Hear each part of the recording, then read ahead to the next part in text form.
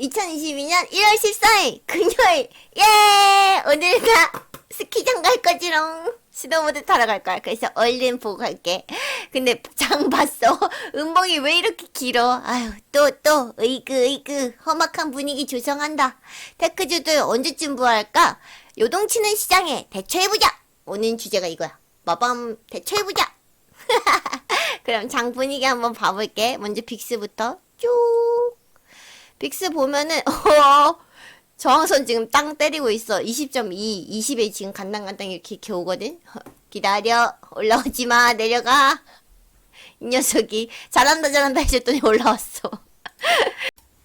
이어서 U-프로 볼게. U-프로 같은 경우에 지금 움직이는 거 이렇게 볼 수 있고, 맞아. 이거 주가 수정 주가 어떻게 적용하지 했는데 트레이딩 뷰에서 자동으로 해줬어. 그래서 오늘 그래도 대신에 다시 추세선하고는 다시 설정을 새로 했어야지. 그래서 이렇게 해놨고 깔끔하게. 일단 그리고 어제 음봉이 길게 나왔는데 요거는 봤더니 어제 페드의 부의장 브레이너드 씨가 짠 나와가지고 우리는 인플레이션을 위해서 최대한 많은 할 수 있는 걸 할 건데 few 한두 번 할 게 아니고 several times 여러 번 할 것입니다 라고 얘기를 했대. 그래서 사람들이 그럼 금리 인상 3번 이상은 하겠네 라고 하면서 공포가 하악 해서 빅스가 빠 올라가고 주가는 빠 떨어지고 이렇게 됐대. 그리고 PPI 생산자 물가 지표도 높게 나오고 이런저런 뉴스들이 있었다라고 얘기를 하는데 과연 이게 뉴스 때문에 떨어진 걸까? 하는 생각도 들어. 왜냐면 차트상으로 데드캣 바운스 패턴이 충분히 나올 만한, 그러니까 하락에 필요한 차트였거든? 근데 딱 하락한 뉴스가 나왔다. 이런 상황들이 계속 좀 겹친단 말이야. 주식을 하다 보면. 그러면 약간 정말 뉴스가 시장을 움직이는 것인가? 아니면 차트가 뉴스를 이용하는 것인가? 하는 생각도 들어. 이건 딴 얘기였고. 그래서 내가 예상하는 시나리오 첫 번째는 일단 데드캣 바운스가 나올 것 같다라고 보는 거고, 이거 말고 이 2번 시나리오는 이 저점, 이건 1번 찍었고 이후에는 얘보다는 저점을 높여가면서 그래도 움직이지 않을까 하는 게 2번 시나리오야. 이렇게 시나리오 두 가지를 보고 있고, 그래서 지금 내가 잡았던 매수 포인트는 첫 번째 스마일, 두 번째 스마일 이렇게 두 가지 이렇게 잡고 있었어. 그래서 기회 줬을 때 충분히 다 맞고, 그래서 보고 있는데 만약에 나는 포지션이 없어, 아니면 이때 내가 기회를 제대로 못 잡았어 하는 사람들은 진입하기 좋은 자리가 여기. 왜냐면 첫 번째 시나리오든 두 번째 시나리오든 얘는 매수 포인트가 돼. 그렇기 때문에 여기서는 만약에 내가 포지션이 없다라고 하면은 충분하게 들어가 봄직한 자리인 거고, 이후에 만약에 데드캣 바운스로 더 진행이 된다라고 하면은 난 두 번째 매수 포인트를 요 아래다가 이렇게 잡고 있어. 그렇게 해서 이렇게 보고는 있지만 두 번째 매수 기회는 주지 않고 그냥 저점 높여가면서 움직여줬으면 좋겠다 하고 보고 있어. 그렇게 보고 있는 거고, 일단 보조지표도 한번 가볍게 볼게. 보조지표 보면 장기 스토캐스틱 아래로 내려가고 있고, KDJ도 아래로 향하고 있고, 중기 스토캐스틱 살짝 고개 들고 있는데, 장기 스토캐스틱이 떨어지는 힘이 강하면 어차피 이거를 반전해서 이기기는 힘들거든. 그래서 별로 좋은 상태는 아닌 것 같고, 다른 보조지표들도 크게 지금 희망적이지 않다. 좀 하락하는 방향으로 움직이고 있군. 아래 침체 구간으로 향해서 움직이고 있군 이라는 거 보이고, 그렇게 볼 수 있겠다. 그리고 TQQQ 이어서 한번 볼게. TQQQ 같은 경우에는 어떻게 움직이고 있나 보면은 여기도 이제 내가 잡은 매수 포인트들 빨간색 스마일들로 표시를 해놨고, 그리고 요거는 진입하기 좋은 자리 이렇게 표시를 해놔가지고, 맞아, 보면은 얘 같은 경우에도 이제 데드캣 바운스 아직 패턴 깨지 않고 진행을 하고 있는 거고, 그럼 테크주들 이렇게 쭉 떨어질 거야. 그 이후에 얘는 언제 부활해? 자꾸 지금 분위기 너무 험악하게 가 라고 하면, 사실 1월 20일부터 이제 실적 발표가 시작이 되면서 테크주들은 다음 주는 금융주들 실적 시즌인데, 그래서 그 실적 시즌이 되면서 실적이 좋게 나오면서 아마 테크주들이 그 기대감이나 그런 걸로 올라가지 않을까.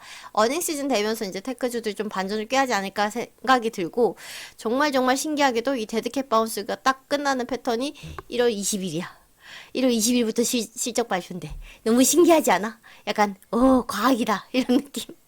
아무튼 그래서 얘도 마찬가지로 시나리오는 두 가지 보고 있는 거야. 데드캣 바운스를 만들거나 아니면 이 지금 만든 저점을 계속 이제 슬라이트하게라도 높여가면서 진행을 한다라는 거. 요 두 가지 보고 있기 때문에 만약에 내가 나는 저게 없어. 포지션이 없어. 나 들어가고 싶어. 아니면 충분히 들어가지 못했어. 하는 사람들은 여기 포인트에서 살만한 거고, 아니야. 나는 포지션 저 기회 줬을 때 든든히 가지고 있었어. 그리고 데드캣 바운스가 그려지고 있다. 라고 하면은 매수 포인트로 잡을 수 있을 만한 데가 여기 이제 추가적으로 있다. 라고 볼 수 있는 거고, 그래서 테크주들은 반전을 꾀할 수 있는 게 아마 1월 20일 실적 시즌부터나 가능하지 않을까라는 생각과 함께 그 전까지 만약에 데드캣 바운스를 그린다고 한다면 나는 내가 잡아놓은 매수 포인트들에서 매수를 해줄 거고, 그게 아니고 두 번째 시나리오대로 저점을 높여가면서 진행을 한다라고 하면은 나는 이 포인트 온다고 해도 이미 포지션 요 가격대에서는 충분히 잡아놔서 더 매매를 하지 않겠지만,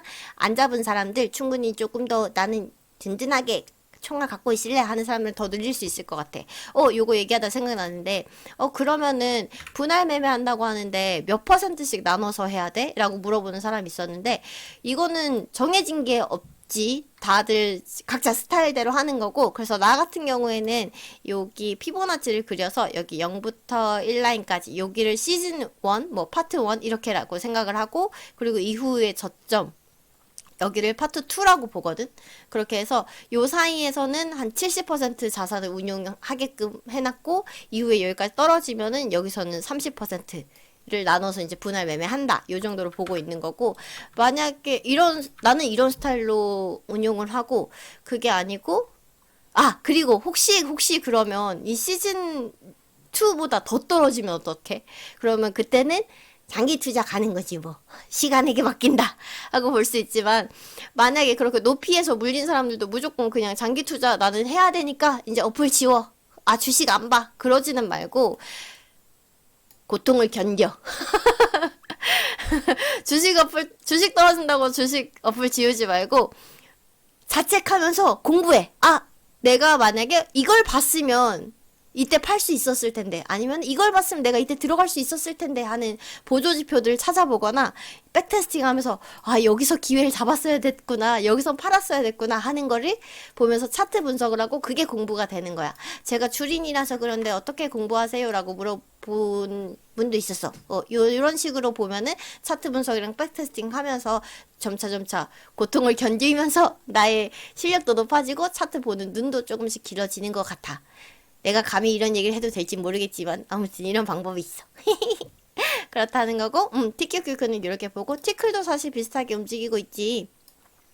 그래서 티끌 같은 경우에도 비슷한 얘기지만 데드캣 바운스 보이는 거고, 아니면 요거 아니면은 제발 올라가 주라, 저점 높이면서 올라가 주라 하는 요 패턴 두 가지 보고 있기 때문에 매수 포인트들은 거의 지금 이평선들이랑도 맞고 피보나치 리트레이스먼트 그 라인들이랑도 맞거든. 요렇게 해가지고 보고 있는 거고, 그래서 나 놓쳤는데, 저때 기회 놓쳤는데 하는 사람들은 여기 아래로 내려왔을 때 추세 하단일 때 또 추가적으로 구매해 볼 수 있겠지. 그런 식으로 포지션 잡아볼 수 있을 것 같고, 일단 티클에서도 요렇게 보인다 라고 보이는 거고, 속슬 같은 경우에도 비슷해. 그래서 속슬 같은 경우에는 그래도 어제 또 조금 고점을 높이는 형태를 보여줘가지고 일단 추세선 하나를 더 그려본 거고, 이후에 이제 움직임이 만약에 이렇게 떨어진다라고 하면은 나 여기서 못 샀어 하는 사람들은 여기서 진입해보기 좋다. 비슷한 가격대 왔을 때 100일 이평선이랑도 거의 비슷하게 올 것 같고, 그리고 이후에 데드캣 바운스 패턴을 완성해 간다 라고 하면은 또 두 번째 포인트는 여기서 잡아볼 수 있겠다 라고 보고 있어. 그렇게 보고 있는 거고, 그게 아니고 속슬도 이거는 꼭 그려야겠다, 저점 높여가면서 계속 이렇게 올라가줬으면 하는 바람으로, 이런 마음으로 그래도 첫 번째 시나리오를 각오하고 그렇게 장을 볼 거야. 그럴 거고, 유다우 지수 같은 경우에는 유다우 종목 같은 경우에는 잘 가고 있지. 요거 이 추세 안 깨고 지금 계속 잘 올라가고 있기 때문에 매매할 만한 포인트 아직은 보이지 않고 있고, 그냥 요 추세 잘 지키고 오면서 올라가고 있는지 그것만 확인해주면 될 것 같아. 그리고 원트 같은 경우에도 보면은 원트도 지금 추세 중간 향해서 지금 잘 움직이고 있고, 보조지표들 어떻게 하나 봐볼까. 근데 보조지표 상에서 엄청 긍정적이거나 좋은 분위기를 막 내뿜고 있지는 않다. 그렇게 되면 이제 추세 하단 다시 왔을 때 얘도 우리는 기본적으로 추세 매매 할 거니까 추세 하단에서 한번 더 사볼 수 있겠다.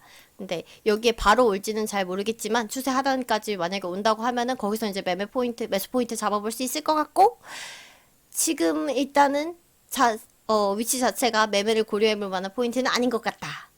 인 거고.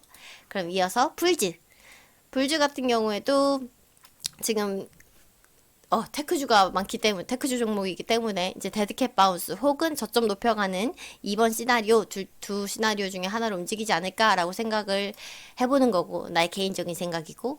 그래서 만약에 움직인다라고 하면은 여기 포인트 잡아볼 수 있고, 그리고 나 놓쳤는데 하면은 요 비싼 가격대 내려왔을 때 한번 잡아가지고 이제 반등 노리면서 봐볼 수 있을 것 같고, 요거보다 조금 저점 높여서 움직인다면 여기 잡아볼 수 있을 것 같고, 그거 아니라면 따단 그게 아니라면 데드캣 바운스 완성할 때 이제 저점 이렇게 포인트들 잡아가지고 여기서 이제 매수해볼 수 있겠다라고 볼 수 있겠어.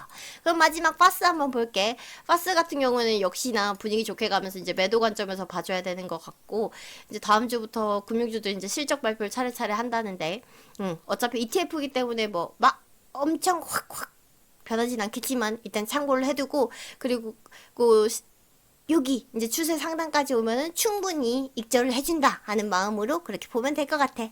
헤. 짜잔. 그러면은 오늘 이렇게 요동치는 시장에서 어떻게 내가 장을 보고 대처를 할 수 있을지 일단은 두 가지 시나리오에 대해서 얘기를 해봤고, 그 다음에 그에 따른 이제 매수 포인트들 가볍게 스마일로 표시한 거를 봐왔어. 그래서 테크주들 언제쯤 부활할지에 대해서는 1월 20일 아마 실적 시즌 그때부터 이제 부활을 본격적으로 할 수 있지 않을까라고 조심스럽게 예상을 해보면서, 나는 심야 보드를 타러 가야 되기 때문에 이만 자러 갈게.